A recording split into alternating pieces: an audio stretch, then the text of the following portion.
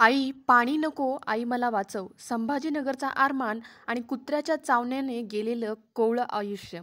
आई पाणी नको, मला वाचव हे शब्द एक 3 वर्षाच्या निरागस मुलाचे, आरमानचे. संभाजीनगरमधील एका छोट्या घरात आईच्या खुशीत जीव तोडत असलेला हा आरमान. काही दिवसापूर्वीच खेळत होता, हसत होता, आईबाबांच्या डोळ्यातला आनंद होता.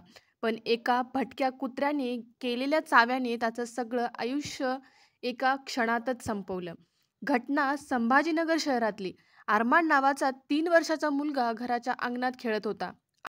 अचानक एका भटक्या कुत्र्याने त्याच्या डोक्यावर चावा घेतला. घरच्यांना वाटलं तो पडला असावा म्हणून त्यांनी ते दुर्लक्ष केलं. पण काही दिवसांनी त्याला खाज सुटू लागली.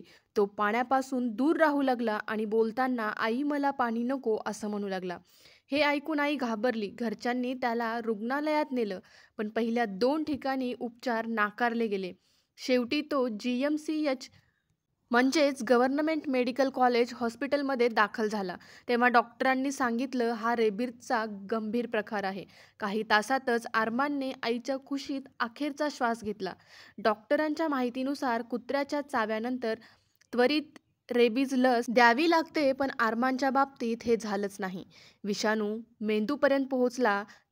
अरमानची आई रडत म्हणते, माझ्या लेकराला कुत्र्याने चावलं, पण आम्हाला ते कळालंच नाही. वडील म्हणतात, आमच्या अरमानसाठी कोणी न्याय देणार? भटक्या कुत्र्यांवर नियंत्रण ठेवा. आज माझं मूल गेलं, उद्या कोणाचं जाईल माहीत नाही.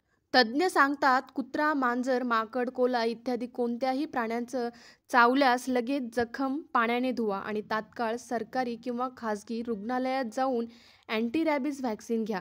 24 तासाच्या आत उपचार झाले तर जीव वाचतो, पण जर दुर्लक्ष झालं तर रेबीजचा विषाणू मेंदूपर्यंत पोहोचतो आणि मग मृत्यू अपरिहार्य असतोच. एका लहान मुलाचं नाव अरमान, 3 वर्षाचा जीव, आईच्या कुशीत शेवटचा श्वास. आई पाणी नको म्हणत म्हणत गेलेला तो क्षण आजही गावभर आठवला जातो.